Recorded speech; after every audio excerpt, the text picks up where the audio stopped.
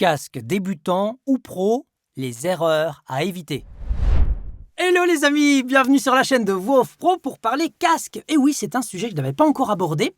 Et j'ai récemment une membre de mes formations qui m'a demandé « Alessandro, est-ce que tu aurais un bon casque à me conseiller ?»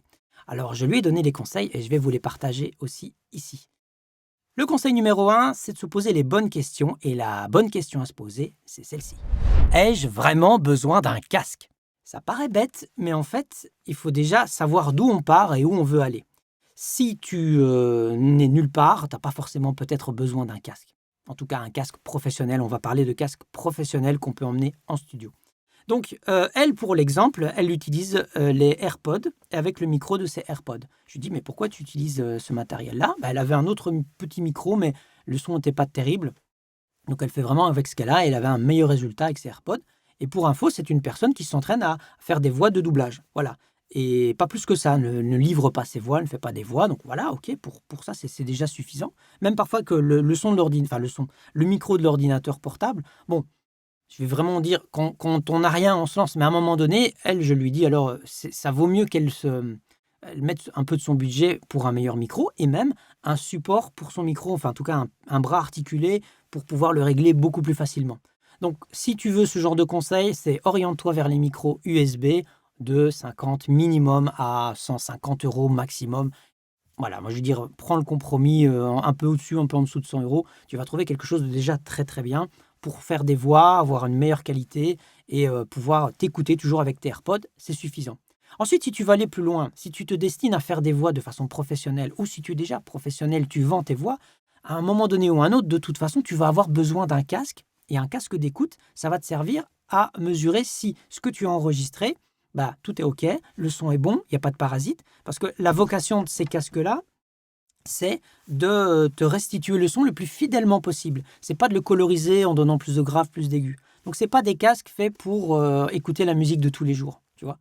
Donc on parle vraiment de casques de studio et je vais te présenter quelques-uns qui sont des références. Moi j'utilise celui-ci, c'est un Beyer DT 770 Pro, 250 ohms. On va parler des ohms justement, c'est un truc intéressant à voir. D'autres choses, c'est la longueur de ton câble. Veille à ce qu'il soit toujours évidemment assez long. Alors moi j'aime bien avec, tu vois, cette espèce de cordon de téléphone, j'aime bien ça, plutôt que les câbles avec les longs fils. Ça c'est bien quand tu es à distance, par exemple, tu veux le brancher et écouter la télévision avec un casque. Avec ça, ça va pas, c'est un peu court. Alors que le casque, si on dépliait tout à fond, il serait plus long. Mais il est justement fait pour que ce soit un petit peu élastique comme ça. Donc, voyons les casques ensemble et tout de suite. Alors voilà, j'ai quelques casques à te présenter. Donc le premier, c'est le Beyer Dynamic. Alors, il y a 3 modèles. Bon, je ne sais pas pourquoi ils en ont mis 3, mais en fait, le premier, celui-ci, tu vois, ils ont mis Studio, c'est 250 ohms, c'est celui que j'ai. Et puis, il y a le 32 ohms. Donc, par exemple, ceux qui vont l'utiliser sur mobile, si tu es mobile, si tu te déplaces souvent, si tu veux plutôt l'écouter, le rendu sur une caméra ou voir un smartphone, vaut mieux aller sur ce type de casque. Mais ce type de casque, il est utile en studio normalement. C'est un casque fermé, donc tu vas peut-être trouver mieux, tu vois, que celui-là. Par contre, si tu prends la version studio, elle est à 250 ohms, ça veut dire qu'il va être sur des appareils déjà amplifiés et on peut monter un peu le son, il n'y aura pas de problème. Sur une caméra ou sur un smartphone, une fois que tu es à fond, et peut-être que là, ça va être un petit peu limite pour pouvoir te rendre compte. Donc voilà pourquoi ils ont fait différents modèles. Puis il y en a un à 80 ohms. C'est peut-être un compromis entre travail studio et travail un peu extérieur, mais voilà, il est un peu plus cher, je ne sais pas pourquoi. Ça, tu regarderas les détails. Alors, si tu cherches les références de tout ça, ne t'inquiète pas, j'ai tout mis en dessous. Il y a un lien, tu pourras télécharger la liste complète avec mes liens Amazon. Alors, ce sont des liens affiliés, ce n'est pas une vidéo sponsorisée, mais les liens sont affiliés. Mais je te donne un conseil, si tu as un magasin de musique pas loin de chez toi, je t'invite vraiment à demander conseil chez eux. Tu auras plus facilement l'occasion peut-être de tester des casques aussi, de les écouter, de les mettre sur toi et de voir si ça te convient vraiment. Ensuite, après ce Beyer Dynamic, il y a le Sony MDR. Alors, ça, c'est un casque qu'on voit aussi dans des studios. C'est bien, il fait, 100 €, il est à 99, mais alors les prix ils vont peut-être encore un peu varier, mais en général, c'est plus ou moins les prix restent quand même assez stables.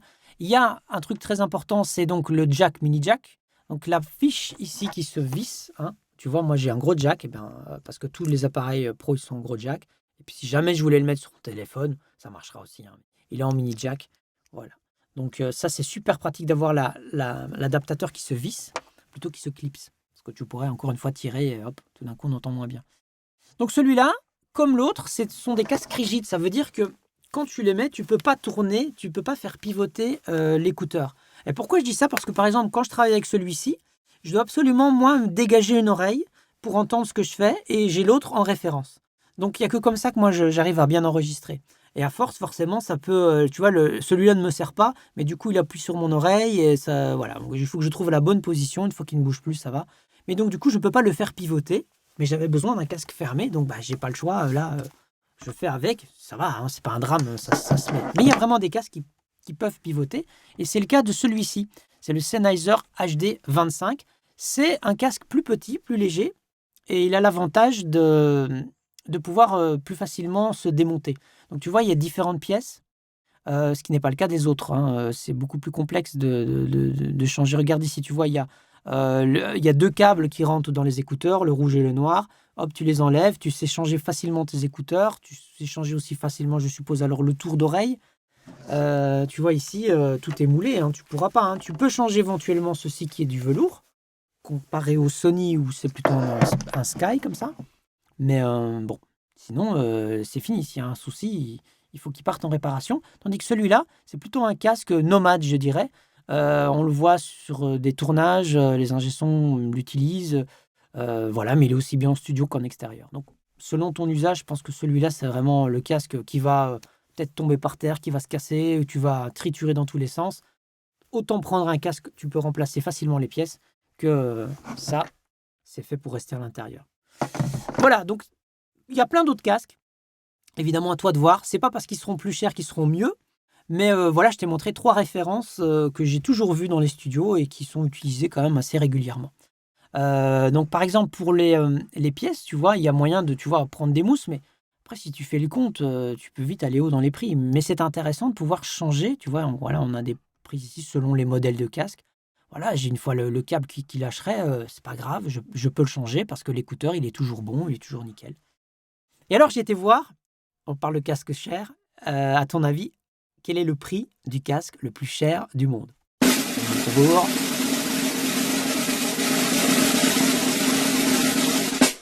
Le casque le plus cher du monde coûte la bagatelle de... C'est celui-ci. C'est Focal qui s'est associé avec Tourner, un joaillier, et ils ont fait un casque d'exception. Alors, c'est plus un casque là, on est sur une œuvre d'art. C'est un casque qui est commercialisé, les amis, à 100 000 €. Bon, alors, il y a des pierres précieuses, je ne sais pas si c'est plaqué or, voilà, c'est des matériaux d'exception. Alors, déjà, le casque, à la base, il n'est pas donné. Mais là, évidemment, alors ça, c'est vraiment, c'est l'œuvre d'art, quoi. Donc, hein, c'est du bijou, hein. Je trouvais ça marrant d'aller trouver le prix d'un casque cher. Et chose intéressante, la marque Focal est une marque française et une très, très bonne marque d'enceinte également. Alors, d'ailleurs, le Focal qui est utilisé là, c'est le Focal Utopia, j'ai retrouvé. Voilà, hein, c'est le même casque. Alors, ouais, pas mal. Il est filaire, celui-là, et connexion aussi sans fil. Tiens, il y a peut-être les deux. Alors, combien il coûte, les amis? C'est quand même sympa comme prix aussi, c'est 4 010 €. Donc voilà, c'est sympathique comme prix de casque. Bon, alors là, on est vraiment sur des casques d'écoute pour se faire plaisir, hein, on ne parle plus de casques de studio. Donc voilà, on a fait un petit peu le tour, tu vois, de ce matériel. Un truc que je te déconseille, c'est ce que je vois ici, c'est un casque gamer. Ça, ne prend surtout pas ça. Vaut mieux avoir un casque qui fait un boulot de casque et avoir un micro à côté qui fait micro, plutôt que d'avoir les deux. Alors si tu as déjà un casque gamer, oui, quand tu démarres et tu t'enregistres, ok, et tu peux toujours écouter avec ton casque de gamer. Si vraiment à un moment donné, tu as besoin d'un bon casque, le bon casque, ce sont les casques que je viens de présenter ici. C'est le minimum pour livrer des voix et être sûr de ce qu'on envoie. Alors maintenant, mon expérience personnelle, eh bien, on y vient. Alors, moi, j'ai commencé avec un casque comme ceci. Alors, j'ai commencé, je dis ça, j'ai reçu, hein, c'était un simple casque. C'est un Philips, il a très bien vieilli. Tu vois, je te parlais des mousses, etc. Les mousses ne sont pas abîmées, c'est comme un Sky. Mais l'inconvénient, c'est que c'est assez rigide, assez dur. Et quand on l'a sur les oreilles, bah, finalement, on n'est pas vraiment... voilà, l'oreille... le casque se met pas sur toute l'oreille, quoi. Et puis, il presse un peu fort, il fait un peu mal à la tête à la longue. J'ai un autre casque qui, lui, a très mal vieilli. D'ailleurs, regarde, il ne ressemble plus vraiment à un casque. Je l'ai habillé de chaussettes.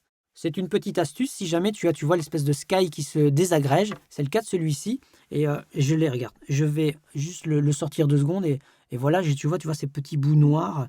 Et il pleut de ce truc-là partout. Et ils m'ont encore foutu un truc là. Allez, laisse tomber. Non, ça c'est vraiment. Alors, c'est désagréable, c'est dommage. J'ai quand même payé ce casque, je pense 80 euros, quelque chose comme ça. J'étais super content. Il va bien. Je pourrais changer hein, les mousses, mais zut quoi. Après à peine un an et demi, j'ai déjà les mousses qui se désagrègent. C'est dommage. C'est peut-être comment je les stocke, je sais pas. Pourtant, les autres n'ont rien eu. Mais celui-là, tu vois, je peux changer les pièces. C'est pour ça que je l'avais pris. Mais au final, quand on le met sur la tête, il presse très fort. Et comme j'ai des lunettes, ben, ça me fait mal vraiment. Il me fait encore plus mal que le Philips, qui est quand même plus léger. Et puis, il y a un casque magique. Alors celui-là, je ne le connaissais pas. C'est un ami voix off qui me l'a présenté. Enfin, qui m'a présenté. Il m'en a parlé. Il m'a dit, tu vois, ça c'est un casque, c'est magique. Il est formidable. C'est le Sennheiser HD 430. Alors, c'est un casque qu'on ne fait plus. Et le seul moyen d'avoir celui-là, en tout cas, hein, c'est d'aller sur eBay, Le Bon Coin. Parfois, tu as des gens qui vont le revendre. Donc, si tu le trouves, je l'ai racheté 100 euros. Il y a le... Attends, je l'avais quelque part, voilà. Un Sennheiser HD 660. Regarde le prix, c'est 434 euros. Voilà, c'est quand même pas des casques bon marché du tout, là, mais c'est vraiment des casques pour écouter, là. On ne parle pas d'écouter simplement du son. Voilà, c'est pour se faire plaisir aussi en écoutant les choses au casque, en étant isolé, en ayant un confort d'écoute. Mais l'avantage de celui-là, comparé au DT, celui-ci, je vais l'utiliser en cabine pour enregistrer des voix. Et celui-là, je vais pouvoir l'utiliser comme écoute plus longue. Parce que si j'ai plus besoin d'enregistrer, il est beaucoup plus léger. Il me presse bien sur les oreilles, mais ça va sans me faire mal. Et puis, il améliore le son. C'est vraiment un casque agréable. Quand je l'ai sur la tête, j'ai pas l'impression d'avoir un casque. Voilà, c'est assez léger. Et surtout, si le son est neutre pour le Beyer, sur celui-ci, il apporte un petit truc, je sais pas quoi, je sais pas te dire. Mais le son a l'air un peu plus beau. Voilà, c'est ça que j'ai envie de dire. Je ne sais pas dire plus. Il y a un côté magique. Il faut écouter pour s'en rendre compte. C'est pas un gros changement, mais le son a l'air un peu mieux, un peu plus propre. Voilà, donc on peut dire que ce casque-là, il améliore un petit peu le son. C'est à écouter quand tu as vraiment fait ton mix ou voilà, tout est fini, tu mets ce casque-là, tu fais ah, tu apprécies la différence entre le neutre et on va dire un casque qui a déjà peut-être une petite couleur. Donc voilà un petit peu mon expérience. Donc tu vois, choisir un bon casque, le piège à éviter, c'est de prendre le casque, finalement tu n'en auras pas vraiment l'usage, ou tu vas prendre un casque qui est cher et puis au final tu vas être déçu. C'est pas ça dont tu avais besoin, tu aurais peut-être dû mettre un peu plus dans un micro ou dans un autre accessoire. Donc vraiment le conseil c'est regarde bien quel usage tu veux en faire. Et est-ce que tu veux faire des voix plus tard? Est-ce que tu veux vraiment vivre de ce métier-là? Ou est-ce que tu en as vraiment besoin? Est-ce que tu es plutôt portable ou est-ce que tu restes en cabine? C'est vraiment des questions à te poser et ça va orienter tes choix. Je pense qu'avec ceux que je t'ai montrés, de toute façon, tu vas te reconnaître dans un des cas de figure et tu vas savoir comment l'utiliser. Mais voilà, à nouveau, même si ce casque est cher, je ne l'utilise pas souvent en fait. Quand je m'enregistre, moi je m'enregistre même parfois sans le casque. Mais après, je vais écouter avec le casque pour voir ce que j'ai fait est OK. Tu vois? Voilà, c'est vraiment l'usage. C'est à l'usage qu'on voit. Et à nouveau, voilà, on est tous différents dans notre façon de fonctionner. À toi de trouver la meilleure. J'espère en tout cas que cette vidéo, elle t'aura plu. D'ailleurs, lâche-moi du like, partage la vidéo, mets-moi un maximum de likes. Et j'ai envie de maintenant te poser une question. Déjà, dis-moi quel est le matériel que tu utilises, ça m'intéresse. Même si c'est du micro, dis-moi où est-ce que tu en es avec ton matériel. Et puis moi, j'ai envie de te poser comme question, après tout ça, c'est est-ce que du coup tu préfères acheter du bon matériel tout de suite ou tu préfères évoluer petit à petit avec ton matériel, même si c'est du matériel, je veux dire, plus amateur ou moins haut de gamme. Voilà, ça m'intéresse de savoir si tu tapes tout de suite, quitte à attendre un petit peu, ou au contraire, tu préfères acheter tout de suite et tu vois, avancer petit à petit, quoi.